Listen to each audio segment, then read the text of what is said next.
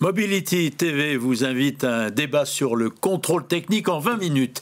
Nous pourrons faire le tour du sujet avec Borislav Kovacevic, le responsable pilier du Mobility TV Club, avec Madame Karine Bonnet de chez DEKRA, vous êtes la présidente du réseau DEKRA, avec Bernard Bourrier qui préside lui le réseau Autovision et qui est membre actif du métier du contrôle technique au CNPA, et avec Bernard Desbouvry qui est le directeur général d'Autosur. Alors on va commencer les hostilités avec un petit rappel des dates clés de cet événement qui n'en fut pas un finalement, l'évolution du contrôle technique. Ça commence l'année dernière, le 20 mai.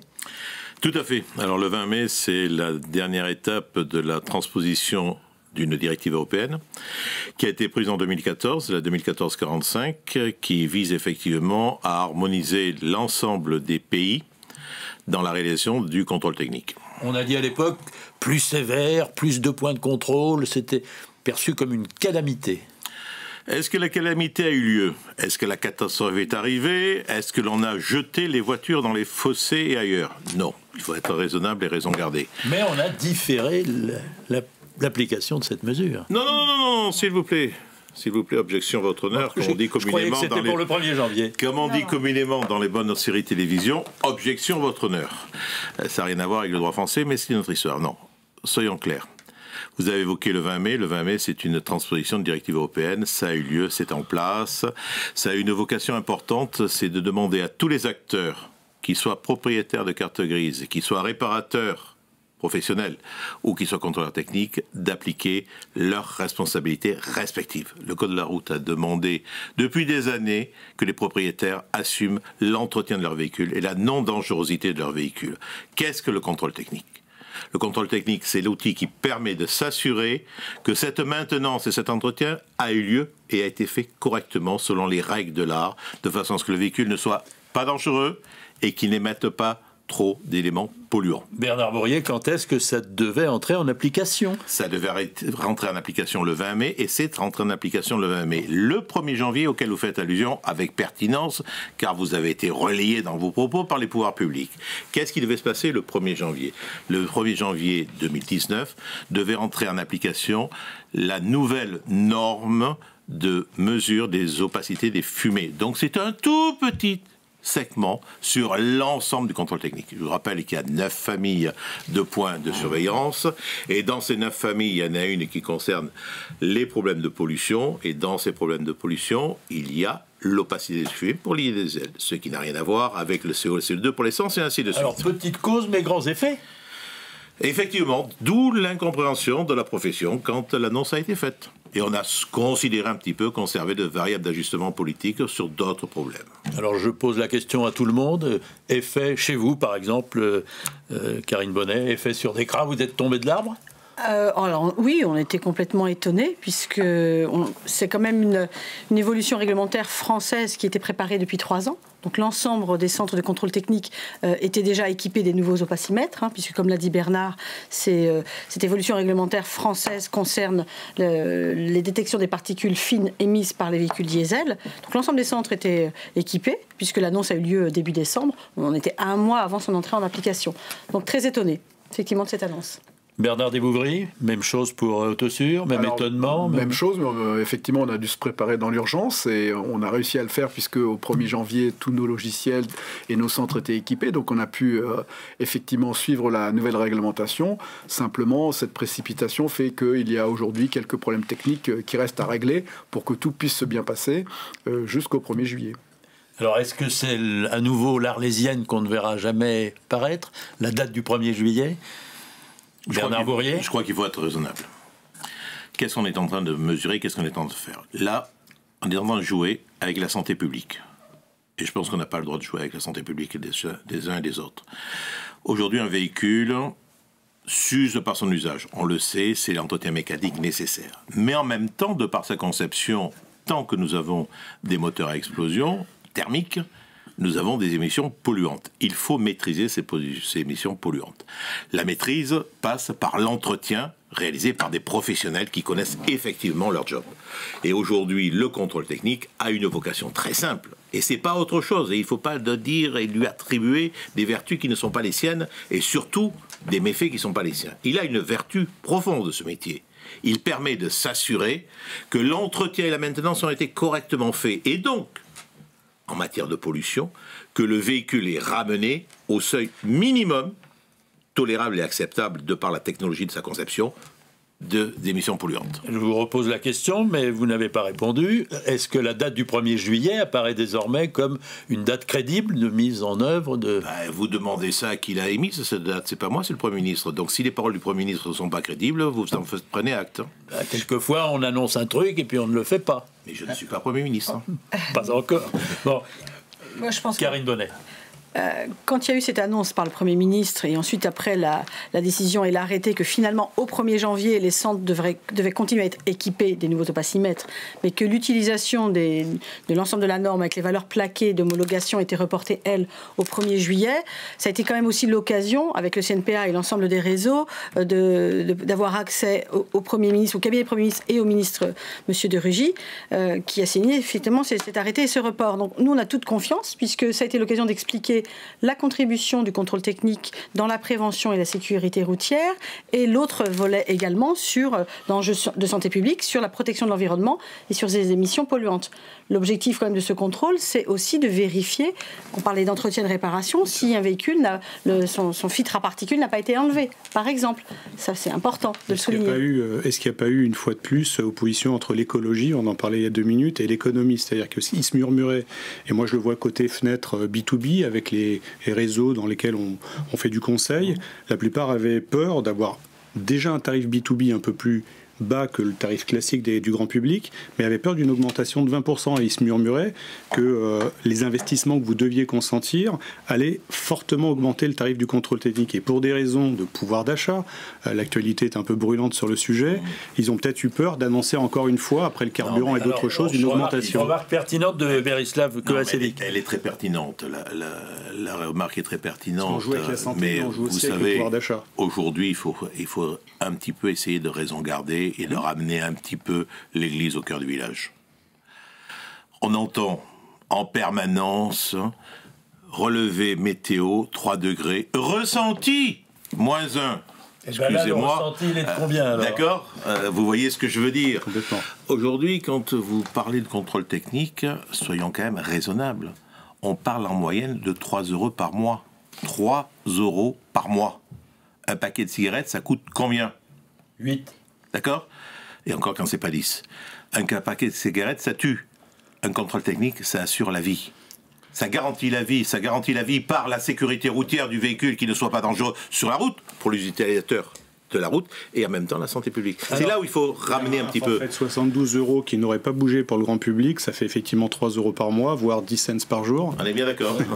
En attendant, qu'est-ce que ça représente comme investissement pour les contrôles techniqueurs que vous êtes ? Les centres de contrôle technique ont dû investir dans soit des nouveaux matériels, soit des matériels mis à jour.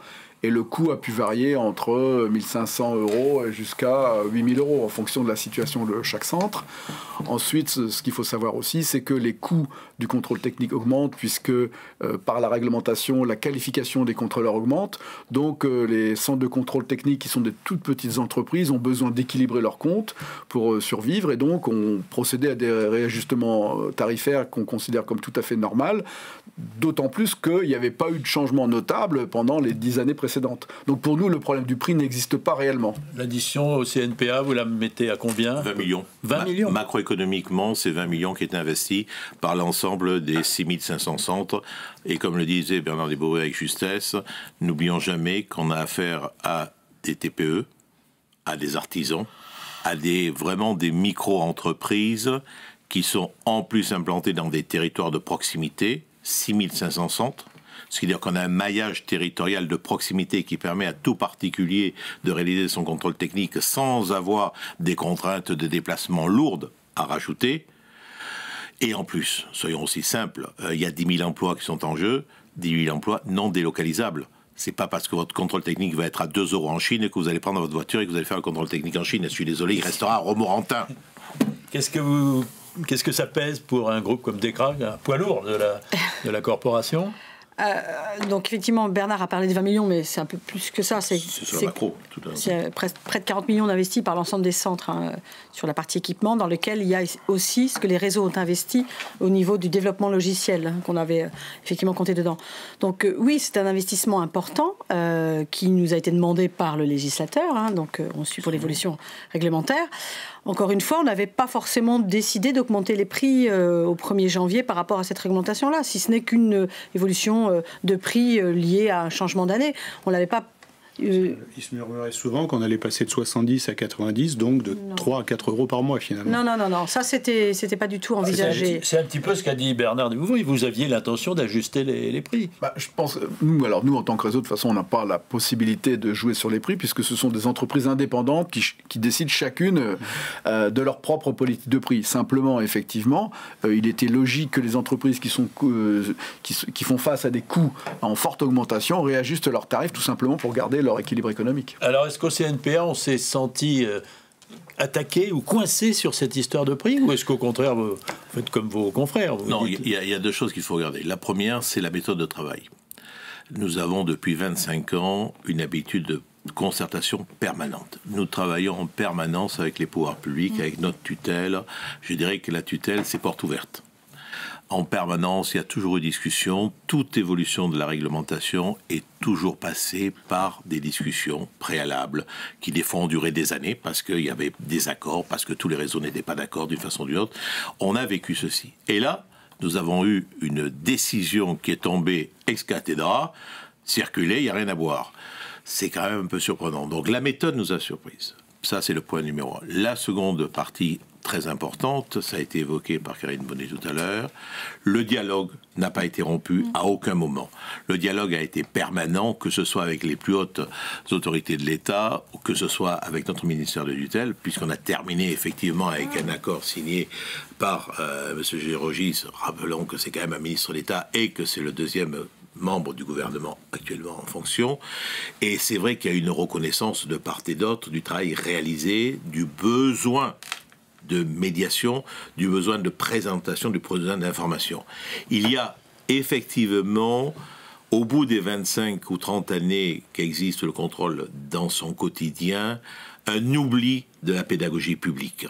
C'est-à-dire que ce que j'évoque tout à l'heure, à savoir la sécurité routière, la sécurité de l'atmosphère, de la santé publique, les activités, les emplois non délocalisables, ça devient tellement évident que ça rentre dans un espèce de paysage où plus personne ne se rappelle que l'art de la pédagogie, c'est l'art de la répétition. Oui, mais ça ne pèse pas lourd face à l'intendance, au prix du contrôle technique et à ses conséquences pour l'automobiliste. L'intendance se suivra, mais l'automobiliste, quand il a un diesel qui n'est pas entretenu, je suis désolé, il a des problèmes le jour où il y a de la casse. Un véhicule qui n'est pas entretenu dans son turbo et qu'il faut le changer, ça coûte combien par rapport aux 80 € d'un contrôle technique ? Vous avez des chiffres étonnants que vous allez pouvoir nous donner, Bernard Bourrier. Fluctuation de l'activité des contrôleurs techniques dans l'année 2018. Tout le monde s'est précipité en disant « faut se dépêcher, faut se dépêcher ». 2 chiffres qui sont l'image du paradoxe de l'année 2018. Mois d'avril, plus 60% d'activité. Le solde au 31 décembre, plus 0,38%. Moralité, une activité totalement flat, mais par contre totalement désorganisée, parce qu'on est passé de plus 60 avec la queue dans les rues, les polices qui essayaient de faire la circulation parce que ça se passait mal dans certains centres-villes, et de notre côté, les gens qui étaient en train de repeindre pour la 3e fois leur centre parce qu'ils n'avaient rien à faire et il n'y avait personne en septembre dans les centres. Et ajoutez-nous un chiffre début 2019. 2019, moi je me demande si les annonces publiques, parce que vous savez malheureusement, on entend les mauvaises, on n'entend jamais les bonnes nouvelles. Les mauvaises nouvelles pour la profession des décalages dans le temps ont fait que là où la courbe était en train de se stabiliser, elle a chuté à nouveau en décembre et nous avons eu plus 15% de diminution, donc moins 15% exactement d'activité par rapport à décembre 2017. Et le mois de janvier, on est en train de traîner entre 8 et 9% de diminution par rapport au début de l'année. Autosur, Decra, vous corroborez ces chiffres et vous les confirmez à peu près, c'est chez vous? Oui, complètement. Là, on est représentatif du marché, nous, avec 25% de part de marché. Donc les chiffres qu'annonce Bernard sont tout à fait... on est dans la plaque. Avant de demander à Berislav Kovačević de tirer quelques enseignements, que ce soit de cette affaire, je voudrais quand même vous demander qu'est-ce qui va se passer alors, au mois de juillet. Je n'ai pas bien compris, moi.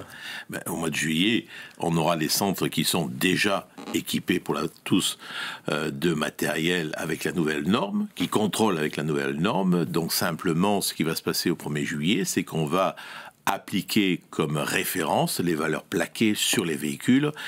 Et je pense qu'il va falloir faire un énorme travail de pédagogie dans la réalité, parce que nous avons travaillé, les 3 réseaux que vous avez autour de la table, les 3 opérateurs que vous avez autour de la table l'ont travaillé en test. Et aujourd'hui, un véhicule correctement entretenu avec ses valeurs plaquées et l'application de la nouvelle norme 10025/2016 passe sans problème. Il n'y a pas de taux de refus atypique par rapport à un véhicule correctement entretenu avec sa valeur plaquée en référence. Par contre, il est évident que si vous arrivez avec un véhicule diesel qui roule 2500 km par an, eh bien vous avez des problèmes et vous passez pas. Pourquoi? Parce qu'un diesel, c'est pas fait pour être un petit rouleur. Donc il faut bien adapter. La conséquence d'aujourd'hui, on a vendu beaucoup de diesel à des gens qui n'étaient pas des grands rouleurs. De ce fait-là, le véhicule ne répond pas aux besoins. Donc il faut qu'on ait un entretien dont on parlait tout à l'heure, mais que surtout cet entretien soit totalement adapté au mode d'usage du véhicule que l'on a. Alors on va demander à Berislav comment il a vécu cet épisode. Vous êtes un professionnel automobile, vous êtes un conseil, vous apportez vos lumières. Qu'est-ce que vous dites aujourd'hui à vos clients? Ce qui me chagrine, c'est que la plupart des concessionnaires, des réseaux primaires ne voient pas forcément l'avantage à passer au nouveau contrôle technique. Ils ont peur de coûts supplémentaires en matière de frais de remise en état. Mais surtout, ce qui est chagrine, c'est quand ils sont au bord de frontières comme l'Allemagne, la Belgique et la Suisse. On intervient de temps en temps en Belgique et en Suisse.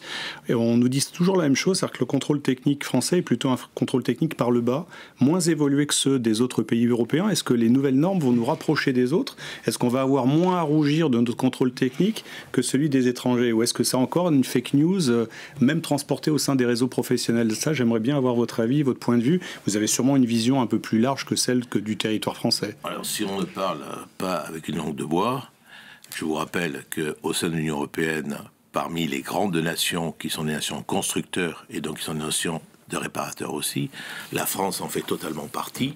La France a été l'un des derniers pays à mettre en place le contrôle technique. Ce qui veut dire en clair que nous sommes servis de l'expertise, de l'expérience européenne pour l'appliquer en France. Nous n'avons jamais rougi du contrôle technique français. Au contraire. On n'est pas en retard.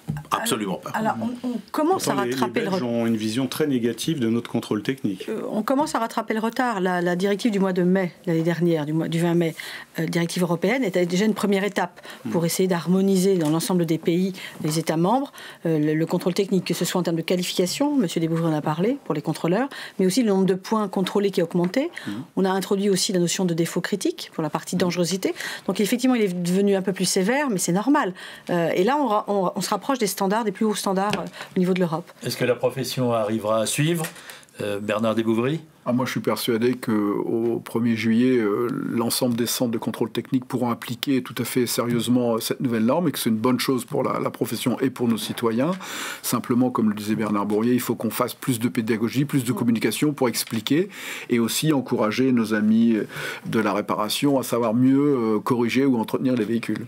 Merci à tous d'avoir participé à ce premier rendez-vous de Mobility TV sur le contrôle technique. Merci à vous, Madame Karine Bonnet, Decra. Merci à Bernard Bourrier, Autovision et CNPA. Merci à Bernard Desbouvry, Autosur. Et merci bien sûr aux membres actifs du club MTV, Berislav Kovačević. Merci à tous.